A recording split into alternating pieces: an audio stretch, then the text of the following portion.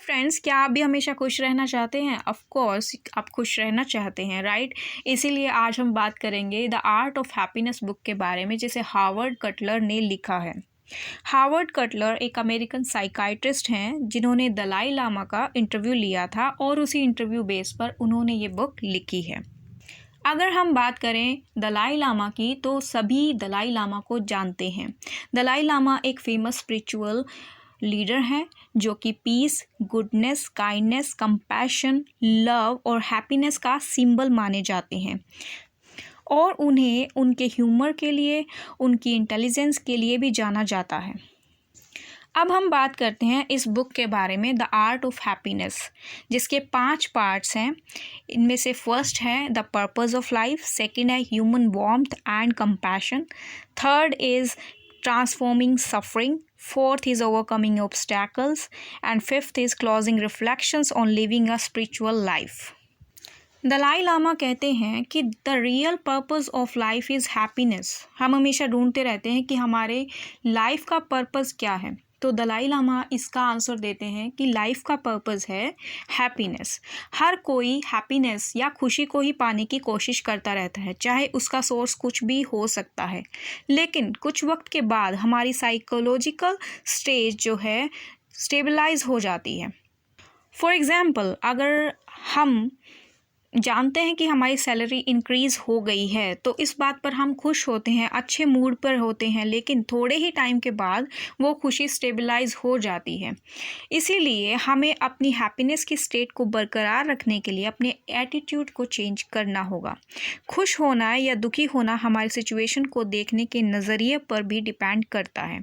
हमारे पास जो भी हो उससे हमें सेटिस्फाई होना ज़रूरी है।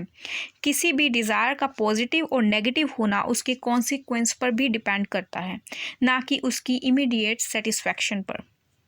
फॉर एग्ज़ाम्पल, अगर आप स्वीट खाते हैं और उससे होने वाले कॉन्सिक्वेंसेस जैसे कि वेट बढ़ना, कोलेस्ट्रॉल का बढ़ना या फिर और भी काफ़ी सारी प्रॉब्लम्स, तो आप अगर इन चीज़ों को इग्नोर करते हैं तो ये आपकी नेगेटिव डिज़ायर है। इसका सिर्फ एक ही एंटीडोट है, वो है कंटेंटमेंट, मतलब आपको सेटिस्फाई होना ज़रूरी है। अब क्वेश्चंस है कि हम हैप्पीनेस के लिए क्या कर सकते हैं, हमें क्या करना होगा इसके लिए। इसके लिए हमें अपने माइंड को ट्रेन करना होगा। हमारे दिमाग में दिन भर में हज़ारों ही थॉट्स आती हैं और कुछ पॉजिटिव होती हैं उनमें से और कुछ नेगेटिव होती हैं।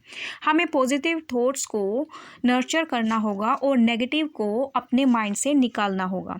इसके लिए हमें अपने माइंड को ट्रेन करना होगा। बार बार प्रैक्टिस करने से हम अपनी ज़िंदगी में चेंज ला सकते हैं। सेकंड पार्ट में हमें पता चलता है ह्यूमन वार्मथ एंड कंपैशन के बारे में। दलाई लामा कहते हैं कि एक इफ़ेक्टिव कम्युनिकेशन के लिए हमें दूसरों को समझने की कोशिश करनी चाहिए, हमें खुद को उनकी जगह रखकर देखना चाहिए, और वो कहते हैं कि दूसरों के लिए कंपैशन भी होना बहुत ज़रूरी है। दूसरों के लिए दया होना, उनके लिए अच्छा सोचने की कोशिश करना, ये सब क्वालिटीज़ हमारे अंदर होनी चाहिए। हमें दूसरों को खुश देखने के लिए डिज़ायर होनी चाहिए।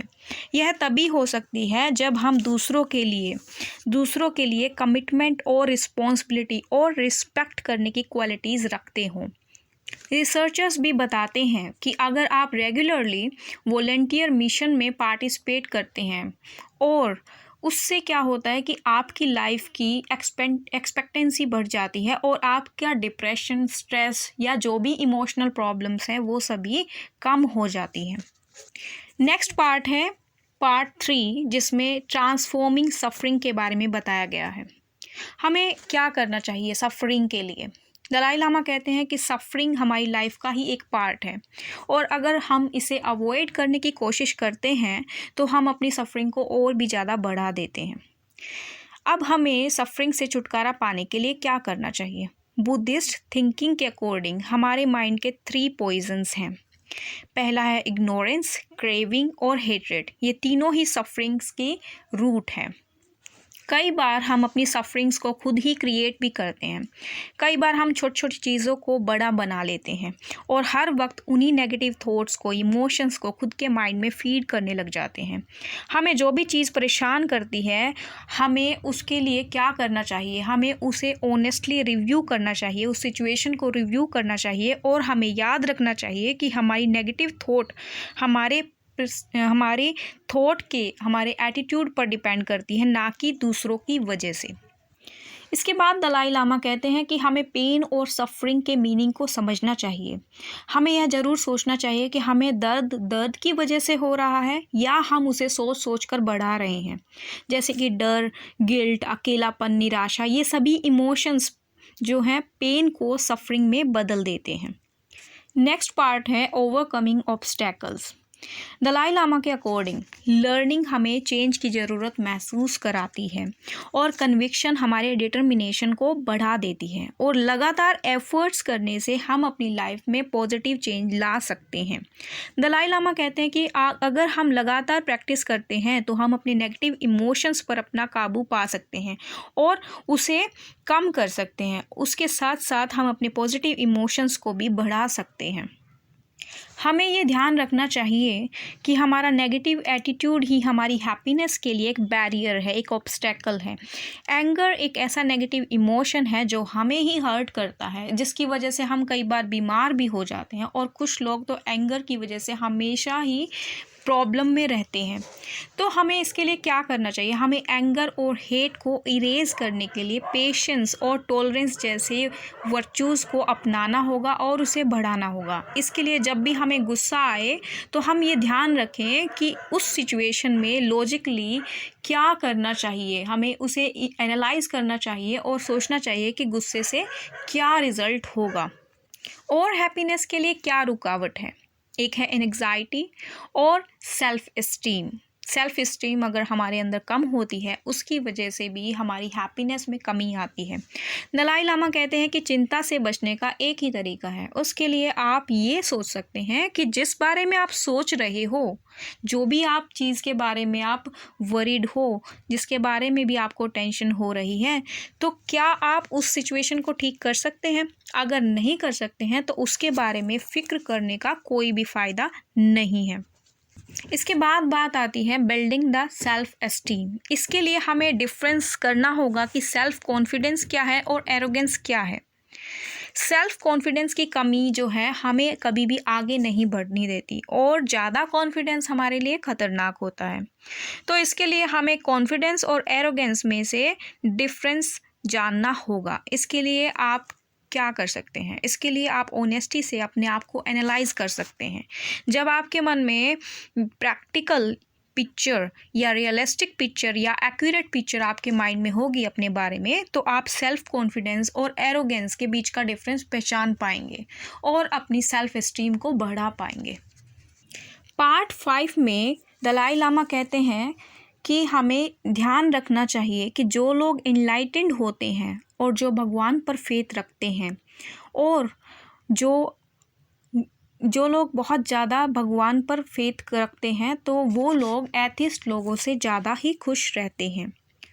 इसीलिए वो कहते हैं कि हमें एक स्पिरिचुअल लाइफ जीनी चाहिए। उनके अकॉर्डिंग स्पिरिचुअलिटी हमारे कन्विक्शन पर बेस्ड होती है।